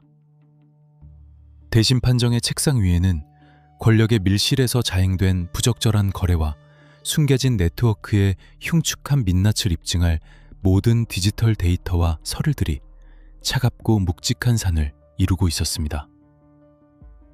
대통령의 대리인단은 헌법재판소 심판정에서도 방어의 벽을 높게 쌓아 올렸습니다. 그들의 핵심 전략은 철저한 선긋기와 무지, 무장이었습니다. 대리인단은 미르재단과 K스포츠재단의 설립, 그리고 거대 재벌 기업들로부터 수백억 원의 자금을 강제로 동원한 일련의 과정들이 모두 국가의 문화 용정 발전을 위한 정상적이고 선의적인 국정 수행의 일환이었다고 간변했습니다. 또한 최순실이라는 일개 민간인이 국정에 개입하고 사적 이익을 취한 정황에 대해서는 대통령은 전혀 알지 못했던 최순실 개인의 일탈과 범죄일 뿐이라며 권력의 중심에 제기된 모든 혐의와 은밀한 유착관계를 완강하게 부인하는 논리를 전개했습니다. 하지만 국회 탄핵소출위원단이 반격의 카드로 꺼내든 특검의 수사 결과물들은 대리인단의 빈약한 방어 논리를 무참하게 짓밟았습니다.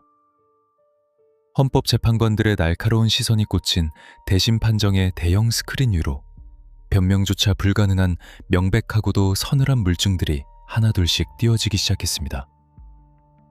첫 번째 치명상은 텅 빈 사무실에서 발견되었던 바로 그 태블릿 PC의 디지털 포렌식 결과 보고서였습니다.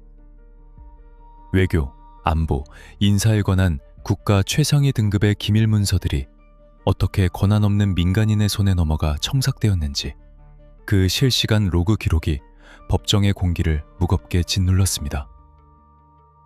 이어서 탄핵소추위원단은 권력과 자본의 끈적하고 부적절한 미락을 증명할 스모킹건을 들이밀었습니다.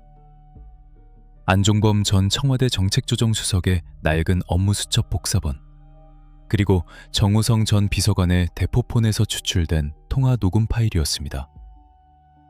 헌법재판관들은 수첩에 빼곡하게 적힌 VIP 지시사항이라는 글자와 특정 대기업의 이름, 그리고 할당된 모금 액수를 확인하며 굳은 표정을 감추지 못했습니다. 법정에 울려 퍼진 녹음 파일 속에는 헌법의 수호자가 되어야 할 최고 권력자가 민간인의 신경질적인 조언에 철저하게 의존하며 국가기관을 마치 사유물처럼 움직이려 했던 참담한 정황이 고스란히 담겨 있었습니다. 재판의 쟁점은 점차 단 하나의 본질적인 질문으로 수렴되고 있었습니다. 과연 피청구인인 대통령은 헌법과 법률을 위배하였는가? 그리고 그 위배의 정도가 국민이 선거를 통해 위임한 막중한 권력을 박탈해야 할 만큼 중대하게 국민의 신임을 배신한 행위인가?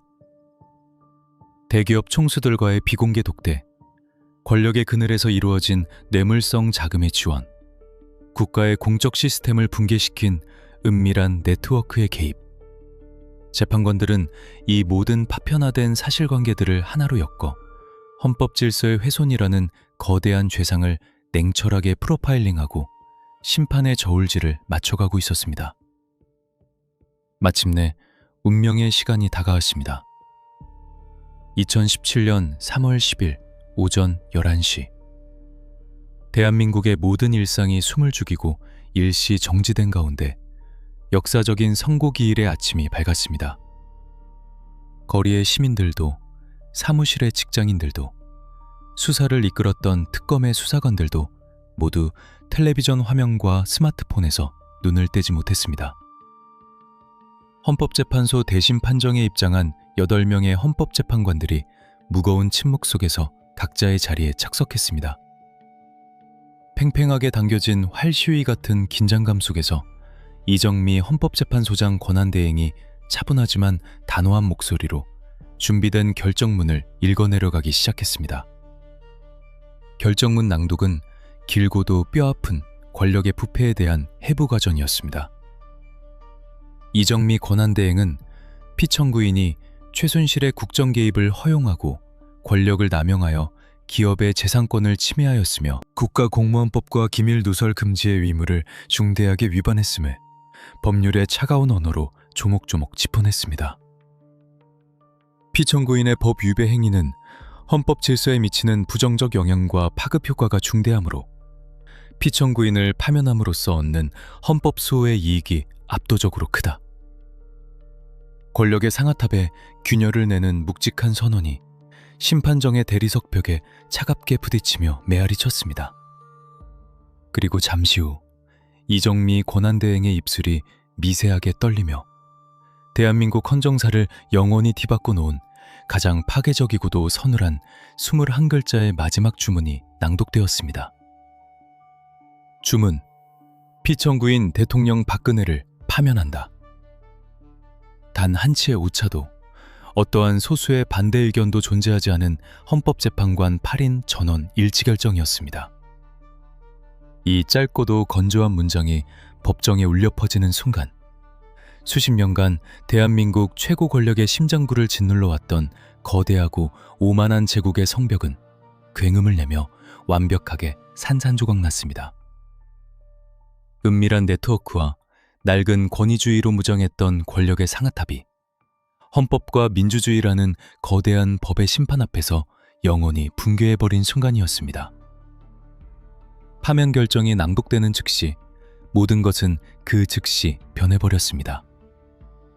국가의 최고 통수권자로서 누려왔던 모든 막강한 권한과 경호의 장막, 그리고 무엇보다 재임 기간 동안 형사상 소출을 받지 아니하는 헌법상의 강력한 보호막인 불소추 특권이 허공으로 완전히 증발해버렸습니다. 며칠 뒤 청와대에 두꺼운 철문을 나선 전직 대통령은 차가운 침묵 속에서 삼성동 사저로 쓸쓸히 발걸음을 돌려야만 했습니다. 오직 경호 차량 몇 대만이 뒤따르는 그 초라한 퇴장의 길은 권력의 사유화가 불러온 참혹한 비극의 결말을 너무나도 상징적으로 보여주고 있었습니다. 하지만 진실을 향한 정의의 추적은 그녀가 청와대를 떠났다고 해서 결코 멈추지 않았습니다. 불소추 특권이라는 거대한 방패를 잃고 이제 완벽하게 평범한 민간인이자 형사사건의 주요 피의자 신분으로 전락한 전직 대통령. 특검으로부터 수십만 장의 수사 기록과 뇌물수수 혐의에 대한 물증을 고스란히 넘겨받은 검찰 수사본부는 더 이상 망설일 이유가 없었습니다.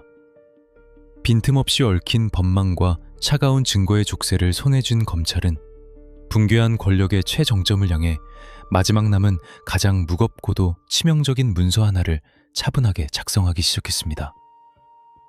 그것은 바로 구속영장이었습니다. 2017년 3월 31일 새벽, 짙은 어둠이 채 가시지 않은 서울중앙지방법원의 굳게 닫힌 철문 너머로 무거운 정적이 흘렀습니다.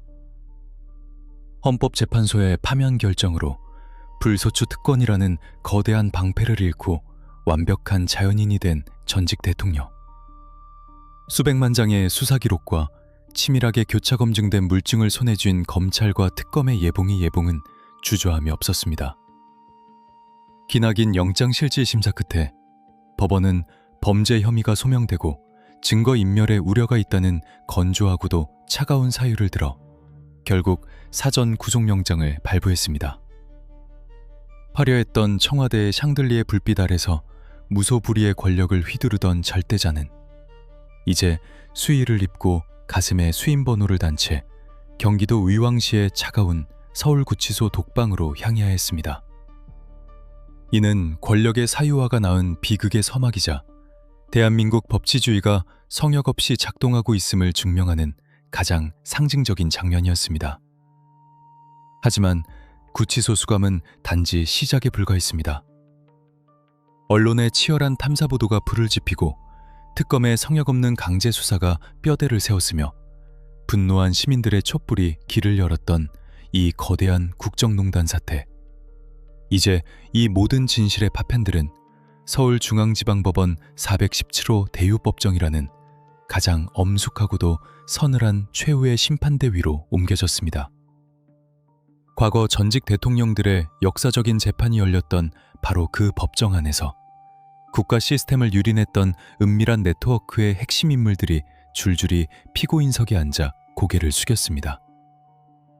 검찰과 특검이 쌓아 올린 수만 페이지 분량의 공소장과 국내 최고 수준의 전관 출신 변호인단이 맞부딪히는 피말리는 법리적 공방이 수개월 동안 치열하게 전개되었습니다. 재판부의 냉철한 시선이 가장 먼저 향한 곳은 이 모든 비정상적인 권력 붕괴의 출발점이자 배후의 조종자였던 최순실이었습니다. 법원은 그녀에게 적용된 직권남용 권리행사 방해, 강요, 그리고 뇌물수수라는 무거운 혐의들을 하나씩 해부하듯 짚어나갔습니다. 재판 과정에서 최순실 측은 여전히 대통령을 선의로 도왔을 뿐 사익을 추구하지 않았다며 혐의를 완강히 부인했습니다.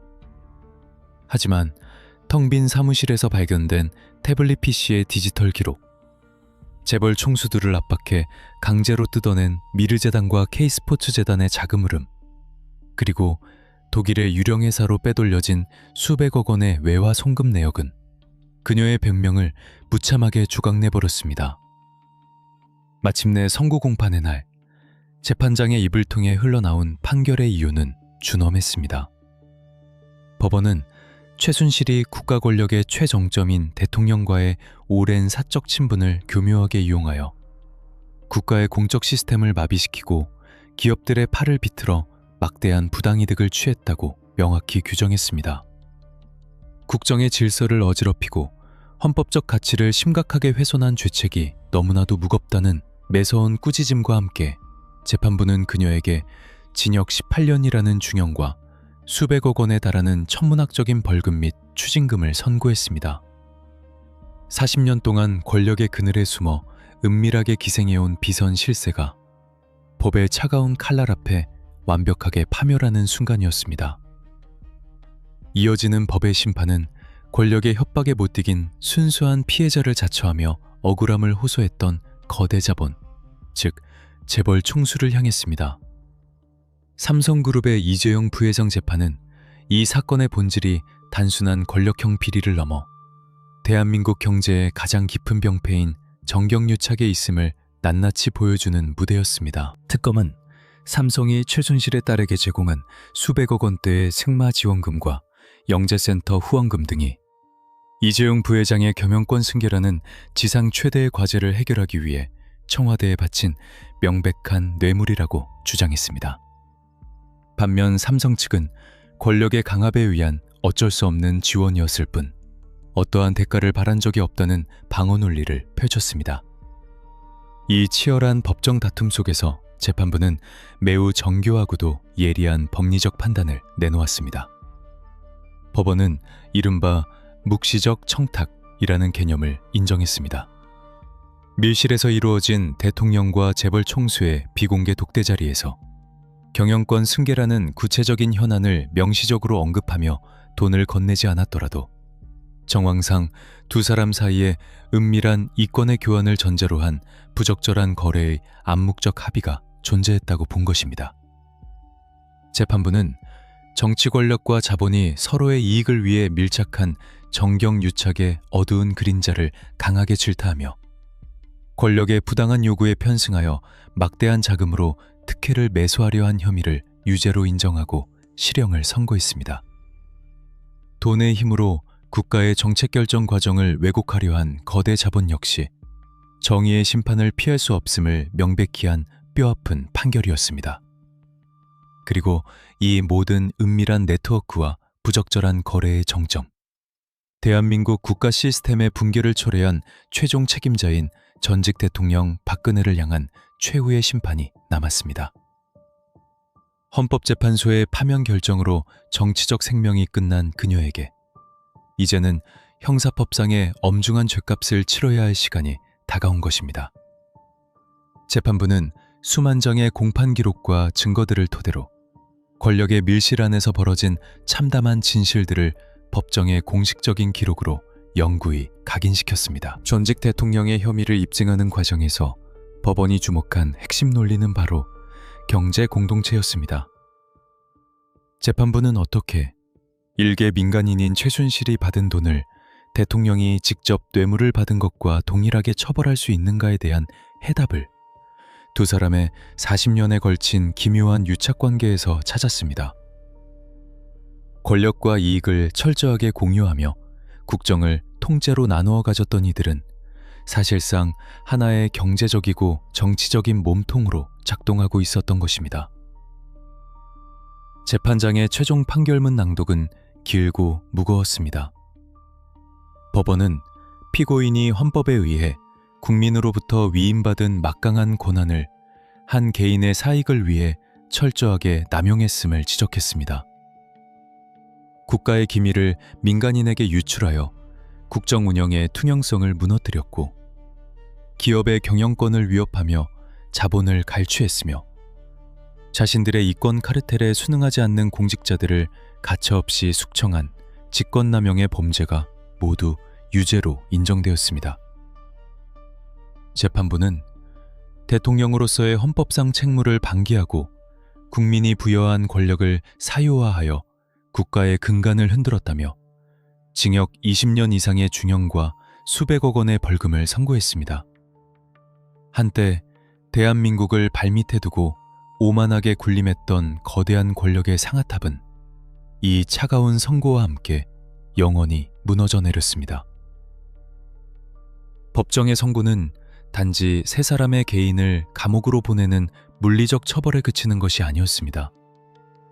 그것은 권력의 그늘에 숨어 은밀하게 이권을 나누고 부적절한 관계망을 형성했던 수많은 공모자들, 공직의 윤리를 저버리고 비선 실세에 부역했던 고위 관료들, 그리고 막대한 자본으로 국가 정책을 농단하려 했던 재벌의 총수들까지 대한민국을 병들게 했던 거대한 부패의 네트워크 전체를 향해 사법부가 내린 가장 엄중하고도 철저한 사형 선고였습니다.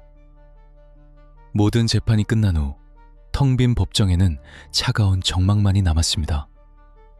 수만 페이지에 달하는 진술조서와 판결문은 이제 역사적인 기록물로 편철되어서고 깊숙한 곳으로 이동했습니다. 특검의 집요한 추적과 치열했던 법적 공방은 이렇게 법의 이름 아래 완벽한 승리로 끝을 맺는 듯 보였습니다. 하지만 형사적인 죗값을 치렀다고 해서 이 거대한 비극이 우리 사회에 남긴 깊은 상흔마저 완전히 치유된 것은 아닙니다. 권력이 사유화되고 국가 시스템이 붕괴하는 것을 지켜보며 광장으로 쏟아져 나왔던 수천만 명의 시민들. 우리는 이 서늘한 진실의 궤적 끝에서 다시 한번 무겁고도 본질적인 질문을 던져야만 합니다. 도대체 무엇이 잘못되었기에 이런 끔찍한 괴물이 권력의 심장부에서 탄생할 수 있었는가? 그리고 우리는 이 비극적인 역사로부터 과연 무엇을 배워야 하는가? 이제 남겨진 파편들을 모아 그 뼈아픈 교훈의 마지막 장을 넘길 시간입니다. 모든 법적 절차가 마무리되고 권력의 최정점에 서 있던 자들이 차가운 철창 안으로 사라지면서 2016년을 뜨겁게 달구었던 거대한 스캔들은 마침내 법적인 마침표를 찍었습니다. 수만 페이지에 달하는 진술조서와 압수수색 기록, 기업의 치부책이 담긴 회계장부, 그리고 헌법재판소의 파면 결정문은 이제 국가기록물의 형태로 서고 깊숙한 곳에 영구히 보존되었습니다. 하지만 이 사건을 단순히 운이 나빠 꼬리가 밟힌 권력자들의 개인적인 부패 스캔들이나 흥미로운 한편의 권력 암투 드라마로 치부하고 덮어버린다면 우리는 역사로부터 아무런 교훈도 얻지 못하는 비극을 반복하게 될 것입니다. 이 거대한 국정농단 사태는 대한민국이라는 국가 시스템 전체를 차가운 해부대 위에 올려놓고 진행한 뼈아프고도 참혹한 사회적 부검, 보고서 그 자체이기 때문입니다. 우리는 이제 광장의 흥분을 가라앉히고 텅 빈 역사의 법정 한가운데 서서 가장 본질적이고도 서늘한 질문을 던져야만 합니다. 도대체 시스템의 어느 부분이 그리고 얼마나 치명적으로 붕괴되었기에 아무런 공적 책임도 헌법적 권한도 없는 일개 민간인이 5천만 국민의 삶을 쥐고 흔드는 거대한 국가 권력을 완벽하게 농단할 수 있었던 것일까요? 이 비극은 결코 최고 권력자 한 사람의 무능이나 최순실이라는 탐욕스러운 개인 한 명의 일탈만으로 완성될 수 있는 성질의 범죄가 아니었습니다. 그들의 기형적이고 파괴적인 지배구조가 작동할 수 있었던 가장 근본적인 이유는 그 권력의 그늘 아래에 숨어 부적절한 이권을 나누어 가졌던 거대한 공모자들의 네트워크가 국가 심장부 곳곳에 포진해 있었기 때문입니다. 국가의 안위와 법치주의를 수호해야 할 최고위급 엘리트 관료들은 진실을 알면서도 철저하게 눈을 감았습니다. 그들은 부당한 지시 앞에서도 영혼 없는 거수기로 전락하여 맹목적으로 복종했고 스스로 권력의 훌륭한 시녀가 되기를 자처했습니다. 또한 시장의 공정성을 지키고 글로벌 스탠다드를 추구해야 할 거대 자본과 재벌 총수들은 어떠했습니까? 그들은 자신들의 기득권 유지와 3세 경영권 승계라는 이기적인 목적을 달성하기 위해 권력의 강압에 의한 순수한 피해자인 척 위장하며 수백억 원의 막대한 자금을 쏟아부었습니다.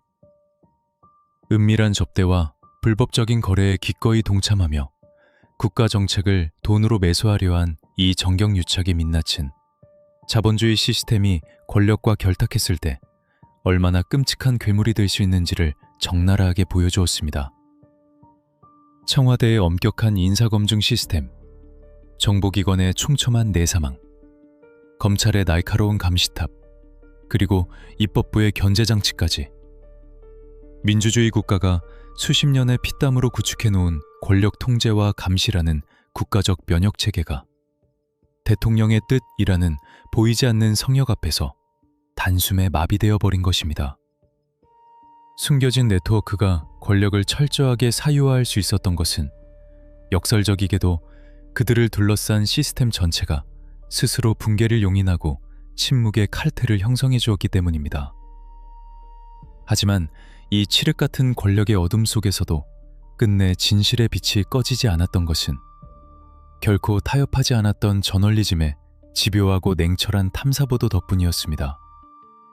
대학 캠퍼스의 작은 특혜 의혹에서 시작된 얕은 불씨를 끈질기게 추적하여 마침내 텅 빈 사무실 구석에 버려져 있던 낡은 태블릿 PC라는 거대한 판도라의 상자를 열어젖힌 기자들의 무서운 집념, 조작된 회계장부의 숫자들 사이에서 유령 회사의 자금 흐름을 해부하듯 분석해낸 데이터 저널리즘의 승리였습니다.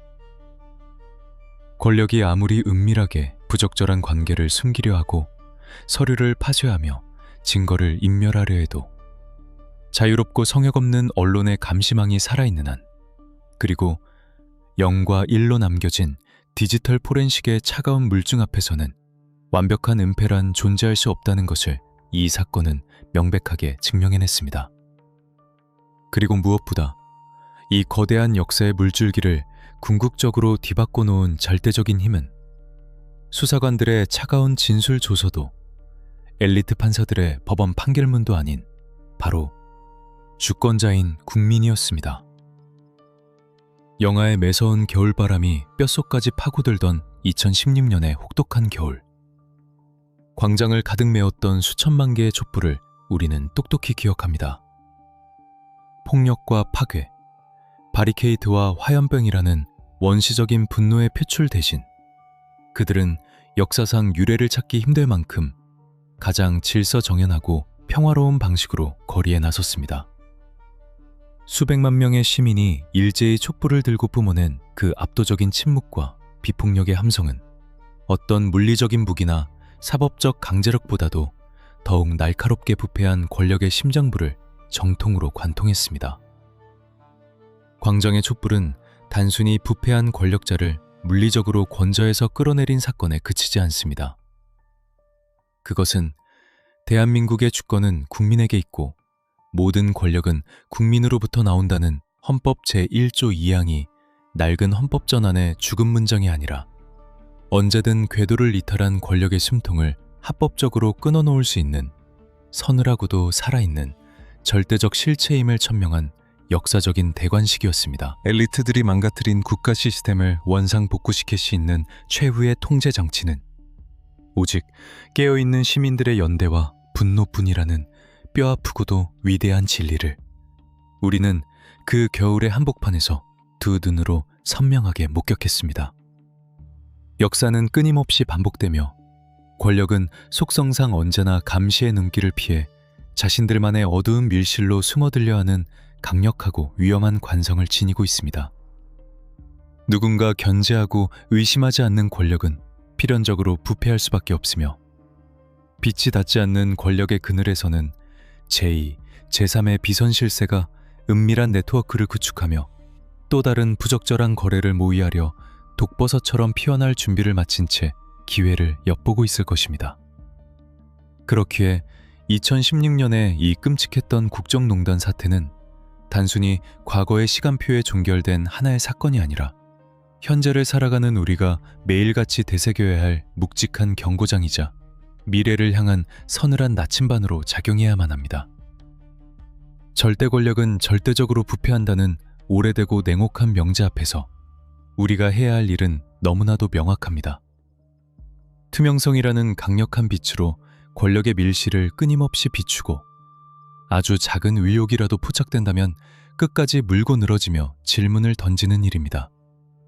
또한 외압에 흔들리지 않고 진실만을 파헤치는 저널리즘과 성역 없이 수사할 수 있는 합법적인 사법 감시 시스템을 굳건하게 지켜내는 것입니다. 텅 빈 사무실에 차가운 태블릿 PC가 무너뜨렸던 오만하고 낡은 권력의 상아탑. 그 처참한 폐허 위에서 우리가 새롭게 쌓아 올려야 할 다음 시대의 질서는 단 한 사람의 영웅이나 절대적인 권위자의 맹목적으로 의존하는 것이 아닙니다. 그것은 시스템에 의한 차갑고 엄격한 법치주의, 그리고 권력의 부패를 결코 용납하지 않는 깨어있는 시민들의 식지 않는 서늘한 감시의 눈동자일 것입니다. 혹독했던 겨울의 광장에 울려 퍼지던 거대한 함성과 밤을 지새우며 수사관들이 남긴 방대한 분량의 차가운 수사 기록들은 이제 역사의 무거운 책장 속으로 넘어갔습니다.